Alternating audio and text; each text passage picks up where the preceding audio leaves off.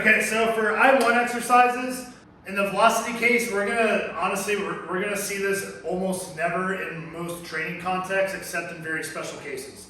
So the most common case you're ever gonna see like an I1 velocity-based movement is any type of striking sport.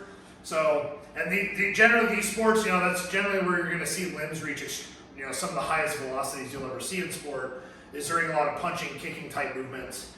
And during those movements, that's where you're also seeing it. You're seeing the limbs strike like a heavy bag, or striking an opponent, where you're basically going from high velocities and you're coming to an abrupt stop, and you're still attempting to keep pushing into that object upon impact. So that's probably the most common case where you'll ever see like an I1 velocity type of movement.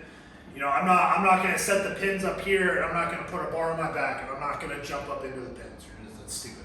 And alternatively, in the mass-based case, we kind of saw this in. Originally when we covered this, you will actually see this, and it's generally acceptable because you're moving at lower velocities. It's not going to be this jarring impact on your body.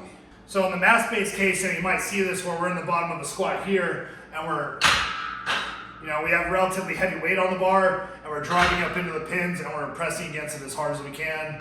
Then we allow the weight to come down. Generally, in that case, same thing. You're oftentimes you'll see people set the pins at some portion of the range of motion where they normally hit like a sticking point. So a lot of times for squats, that's going to be right around parallel or just above parallel, and that's often where they'll set the pins. You're trying to strengthen that portion of the range of motion. Now, with that being said, so the I1 movements have a little bit of nuance to it. Let's say you're doing some kind of a squat, and you're going to load up more weight on the bar than what you can probably lift or close to your 1 rep max. And basically you're just going to lower down, and then you're going to stand up, and you're going to hit that sticking point where you can't lift the weight up anymore, and you're just going to keep driving through it. You're going to keep pressing, and then when you can no longer hold the weight up anymore, you're going to lower the weight back down onto the racks. So that's kind of one of those things where, like, as opposed to just using pins, you can kind of set it up a little bit more organically by just putting a weight up on the bar that you're not going to be able to lift. But instead of hitting that sticking point, like, I hit muscle failure and just bailing out from under the weight, you actually use that to achieve a training effect, and you keep trying to hold the. Basically, you're not going to be able to get past that sticking point, but you're just going to hold the weight in that position for as long as you can until you have to set the weight back down on the racks. Obviously, in order to do that, you need some kind of safety rack in place, otherwise it's going to bury you, which is bad. So that's going to be like the most common version of it in the mass-based case. Now if we bounce back over to the velocity-based case, we almost see something similar, but not as drastic. It's not as obvious, but we'll see this when we're achieving high velocities in a movement, and we see our velocity slow down because our ability to produce force at a higher velocity is not there yet. So what happens, we might see like a high acceleration rate, we hit that like sticking point, and we'll see our movement velocity slow down, and then it might pick back up again. So that's kind of like another case where we're not really hitting like an isometric version, but we're, in our movement velocity, we're kind of shifting closer to that portion of the curve. Anyways, we bounce back over to the velocity-based version of our I1 exercise.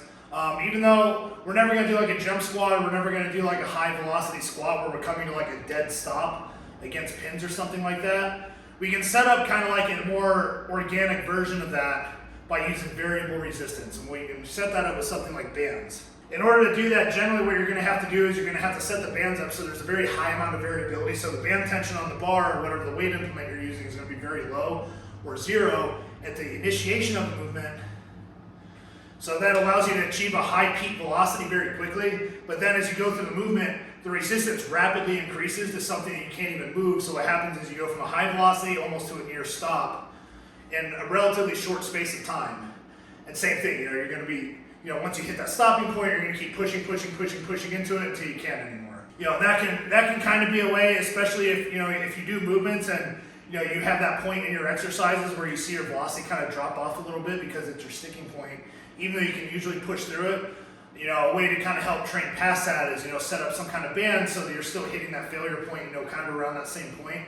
If you're going to intentionally incorporate any kind of like I1 stuff into your training, I would definitely encourage people that, during those times whenever you hit like muscle failure, you can't complete a rep, like don't just bail on the rep right away. As long as it's safe for you to do so, and you're not going to drop the weight on yourself, I definitely encourage you to like keep trying to push through that rep and just hold that position for as long as you can. And then when you can no longer hold the weight, like same thing, don't just drop it, lower the weight as slowly as possible. And then you can really milk that last rep for a pretty good training effect.